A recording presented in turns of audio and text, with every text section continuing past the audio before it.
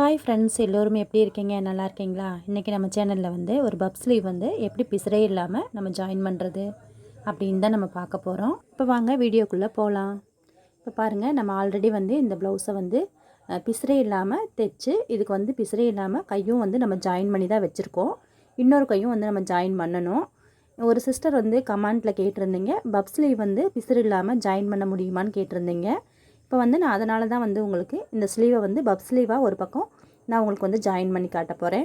ஒரு பக்கம் வந்து பார்த்திங்கன்னா சாதா ஸ்லீவாகவும், ஒரு பக்கம் வந்து பப் ஸ்லீவாகவும் நான் உங்களுக்கு வந்து, அதாவது வந்து ஒரு ப்ளவுஸில் வந்து நம்ம பப் ஸ்லீவ் வந்து நம்ம இந்த மாதிரி பிசுறே இல்லாமல் ஜாயின் பண்ணலாங்கிறத உங்களுக்கு சொல்லணும் அப்படிங்கிறதுக்கோசரம் தான் நான் 2 ஸ்லீவும் வந்து ஒரே ப்ளவுஸில் வந்து அட்டாச் பண்ணி காமிச்சிருக்கேன். அதுக்கு நம்ம வந்து ஸ்லீவ் வந்து என்ன அளவு தேவையோ அந்த அளவு வந்து நம்ம கட் பண்ணிவிட்டு, அதுக்கு வந்து உள்குழிவு, அதாவது வந்து அந்த கையோட குழிவு பகுதியும் நம்ம கட் பண்ணி வச்சுக்கிறோம். இப்போ நம்ம வந்து இதில் இந்த கிளாத் வந்து பாருங்கள், இது மெயின் கிளாத் வந்து நம்ம அந்த பப் ஸ்லீவ் பிடிக்கிற அளவுக்கு வந்து நம்ம ஜாயின் பண்ணி எடுத்துக்கலாம். நான் வந்து பாருங்கள் கொஞ்சம் ஜாயின் பண்ணி தான் எடுத்திருக்கேன். இப்போ வந்து ஸ்லீவ் வந்து இந்த அளவுக்கு இருக்குது அப்படின்னா, எக்ஸ்ட்ரா வந்து நம்மளுக்கு அதே அளவு கொஞ்சம் டபுள் மடங்கு துணி இருக்க மாதிரி பார்த்துக்கோங்க. நம்ம பப் ஸ்லீவுக்கு வந்து எப்படி வந்து நம்ம ஃப்ளீட் பிடிப்போமோ அது மாதிரி வந்து நம்ம ஃப்ளீட் பிடிச்சிக்கலாங்க.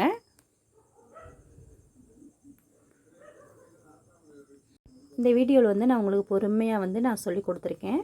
நீங்கள் புதுசாக பழகுற சிஸ்டர் கூட நான் இதை பார்த்து ஈஸியாக வந்து உங்களால் கற்றுக்க முடியும். நான் பிசுறே இல்லாமல் எப்படி தைக்கிறது அப்படின்னு சொல்லிட்டு இந்த வீடியோ வந்து உங்களுக்கு ஃபுல்லாகவே நான் வந்து வீடியோவை எடுத்திருக்கேன். இப்போ ஸ்லீவ் மட்டும் நான் உங்களுக்கு ஜாயின் பண்ணி இப்போ ஒரு வீடியோ உங்களுக்கு கொடுக்குறேன். இதோட தொடர்ச்சியாக வந்து நான் வந்து ப்ளவுஸ் ஃபுல்லாகவே வந்து நம்ம முன்னாடி பிடிப்போம்ல டாட்டு, அந்த ஃப்ரண்ட் பக்கம் பிடிக்கிற டாட் கொண்டு எல்லாமே வந்து பிசுறே இல்லாமல் நம்ம எப்படி வந்து ப்ளவுஸ் தைக்கிறது அப்படிங்கிற வீடியோ வந்து நான் அடுத்து உங்களுக்கு வந்து கொடுக்குறேன். இந்த வீடியோ வந்து பார்த்திங்கன்னா நம்ம பப் ஸ்லீவ் வந்து எப்படி பிசுறே இல்லாமல் நம்ம ஜாயின் பண்ணுறது அப்படின்றத தான் நம்ம வந்து பார்க்க போகிறோம். இப்போ வந்து பாருங்கள், நான் வந்து இது ஒரு டெமோ மட்டும்தான் உங்களுக்கு காட்டுறேன். இந்த ப்ளவுஸ் வந்து நம்ம கஸ்டமர் வந்து சும்மா சாதா ப்ளவுஸ் தான் கேட்டிருக்காங்க, சாதா ஸ்லீவ் வச்சு தான் கேட்டிருக்காங்க. சரி, இந்த ஒரே வீடியோவிலே வந்து உங்களுக்கு பிசுறே இல்லாமல் நம்ம பப் ஸ்லீவும் தைக்க முடியும் அப்படின்னு சொல்லிட்டு இந்த வீடியோவிலே உங்களுக்கு கொடுத்துடலாம் அப்படின்னு தான். ஒரு பக்கம் சாதாவாக வந்து நம்ம கையை இணைச்சிட்டு, ஒரு பக்கம் வந்து பப் ஸ்லீவ் வந்து நம்ம இணைக்க போகிறோம். அதனால் வந்து இதில் நம்ம தெரிஞ்சுக்க வேண்டிய விஷயம் என்ன அப்படின்னு பார்த்திங்கன்னா, பப் ஸ்லீவுமே வந்து நம்ம பிசுறு இல்லாமல் நம்ம தைக்க முடியும் அப்படிங்கிறதுக்கோசரம் தான் நான் வந்து இந்த வீடியோ வந்து உங்களுக்கு கொடுத்துருக்கேன். இப்போ பாருங்கள், நம்ம வந்து அந்த ஃப்ளீட் வந்து நம்ம வச்சு முடித்தாச்சு. அதே மாதிரியே நம்மளுக்கு இந்த சைடும் வந்து அந்த ஃப்ளீட்டை வந்து நம்ம எவ்வளோ பிடிச்சிருக்கோமோ அதை வந்து இந்த சைடும் நம்ம வந்து பிடிச்சிக்கலாங்க.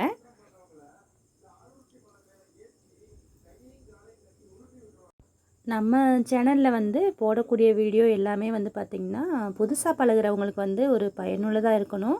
அதே மாதிரி தைக்க தெரிஞ்சவங்களும் இருப்பீங்க.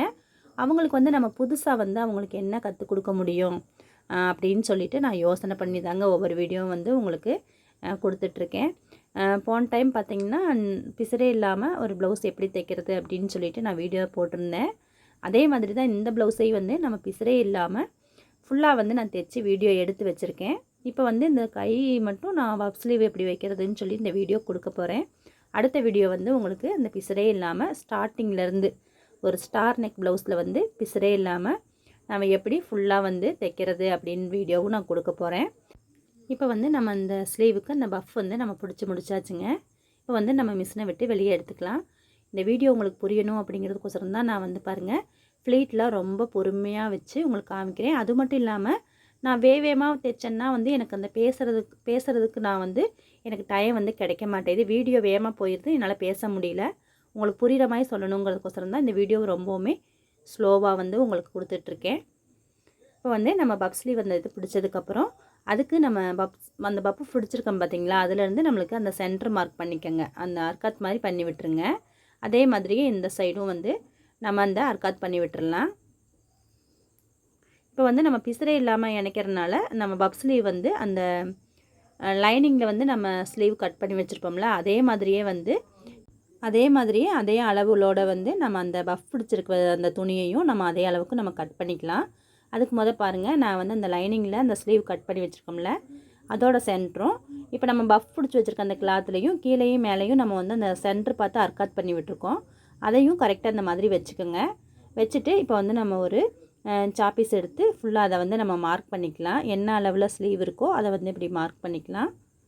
கை வந்து பிசுறு தெரிகிற மாதிரி தைச்சோம் அப்படின்னா முன்னாடியே வந்து பார்த்திங்கன்னா லைனிங்கையும் நம்ம பஃப் பிடிச்சி வச்சுருக்கோம்னா அது ரெண்டையும் வந்து ஜாயின் பண்ணிடுவோம். ஜாயின் பண்ணிவிட்டு வந்து நம்ம வந்து கையை வந்து இணைச்சிக்குவோம்.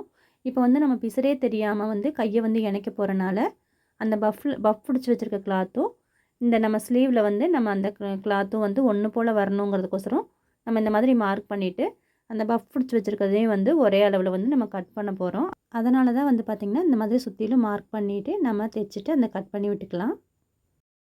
நம்ம சேனலில் வந்து பிசுறே தெரியாமல் எப்படி தைக்கிறதுன்னு ஒரு வீடியோ போட்டிருந்தேன். அது வந்து நம்ம கழுத்தை வந்து அடித்து திருப்பிட்டு இடையில லேஸ் இந்த மாதிரி வைக்கிற மாதிரி நான் கொடுத்துருந்தேன். அதே மாதிரி இன்னொரு வீடியோவும் கொடுத்துருக்கேன். இப்போ வந்து லேஸ் வைக்கலைன்னா கழுத்து வந்து கொஞ்சம் லூஸ் விழுகும்.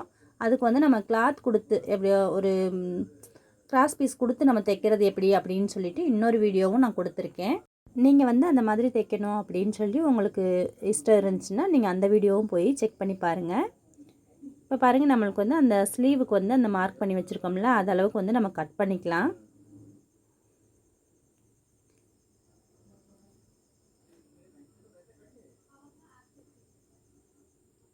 கரெக்டாக அந்த மாதிரி அந்த கிளாத்தை வந்து நம்ம வச்சுட்டு அதுக்கப்புறம் வந்து நம்ம அந்த எக்ஸ்ட்ரா இருக்க கிளாத்தை பூராமே நம்ம வந்து கட் பண்ணி எடுத்துடலாங்க.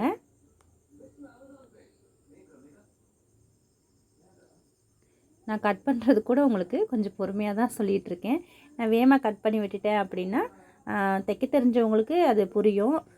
தைக்க தெரியாதவங்க என்னடா இவங்க சொல்கிறது நம்மளுக்கு ஒன்றும் புரிய மாட்டேங்குது அப்படின்னு நினைக்கக்கூடாது. அதனால் புதுசாக பழகிறவங்களுக்கும் ரொம்ப பொறுமையாக சொல்லி கொடுக்கும்போது அவங்களுக்குமே ஈஸியாக வந்து புரியும். இப்போ வந்து மேலே வந்து இந்த மாதிரி அர்க்காத் பண்ணி விட்டுருங்க.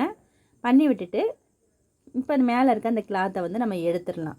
எடுத்துட்டு இப்போ பாருங்கள், ஒரே ஒரு பப் ஸ்லீவ் மட்டும் கொஞ்சம் நகர்ந்துக்கிருச்சு. அதை வந்து நம்ம அழகாக அந்த மாதிரி ஃப்ளீட்டை பிடிச்சி விட்டுடலாங்க. ஒரு தையல் போட்டுக்கலாம். இப்போ கட் பண்ணோம்ல அதில் வந்து அந்த இதாகிடுச்சு. அதனால் வந்து அங்கே ஒரு தையலை போட்டு நம்ம எடுத்துக்கலாம். இப்போ பாருங்கள், கட் பண்ணி எடுத்தாச்சு. இப்போ பஃப் ஸ்லீவ் பாருங்கள், ரொம்ப அழகாக நம்மளுக்கு அந்த பஃப் வந்து நம்ம ரெடி பண்ணி வச்சாச்சு. இப்போ நம்ம ஆல்ரெடி வந்து பேக்கும் ஃப்ரண்ட்டு எல்லாமே நம்ம ஜாயின் பண்ணி வச்சுருந்தோம்ல அந்த கிளாத்தை முதல் நம்ம எடுத்துக்கலாம். இப்போ நம்ம ஸ்லீவ் வந்து ஜாயின் பண்ண போகிறோம்.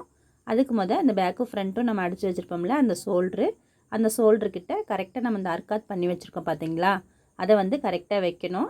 இன்னொரு விஷயம் என்ன அப்படின்னு பாருங்கள், நம்ம வந்து ப்ளவுஸ் வந்து அந்த மெயின் கிளாத் தான் மேலே தெரிகிற மாதிரி வச்சுருக்கோம். இப்போ வந்து நம்ம அந்த பஃப் வச்சுருக்கிறது வந்து மேலே வந்து அந்த ராங் சைடு தெரிகிற மாதிரி வச்சுக்கோங்க. கீழே வந்து அந்த லைனிங் வந்து நம்ம ஸ்லீவுக்கு கட் பண்ணி வச்சுருக்கோம்ல அதை வந்து கீழே வச்சுக்கோங்க. நான் எப்படி வச்சுருக்கேன்னு கரெக்டாக பார்த்துக்குங்க. அந்த 3 அர்க்காத்தும் வந்து கரெக்டாக அந்த ஷோல்டர்கிட்ட நிற்கிற மாதிரி வச்சுட்டு நீங்கள் சென்டரில் இருந்து ஜாயின் பண்ணுங்கள். அப்போ தான் வந்து கரெக்டாக நம்மளுக்கு வரும். இந்த மாதிரி கரெக்டாக வச்சுக்கிட்டே வந்துட்டு அந்த 3 கிளாத்தும், அதாவது வந்து கீழே லைனிங் வச்சுருக்குறோம், மேலே வந்து நம்மளோட மெயின் கிளாத் அந்த ப்ளவுஸோட கிளாத் வச்சுருக்கோம், அதுக்கு மேலே வந்து நம்ம பஃப் பிடிச்சிருக்கோம்ல அந்த கிளாத்து வச்சுருக்குறோம். இந்த 3 கிளாத்தும் வந்து நகர்ந்துராமையும் அதே சமயம் நம்ம ஒரே அளவுகள்லையும் பிடிச்சிக்கிட்டு வரணும்.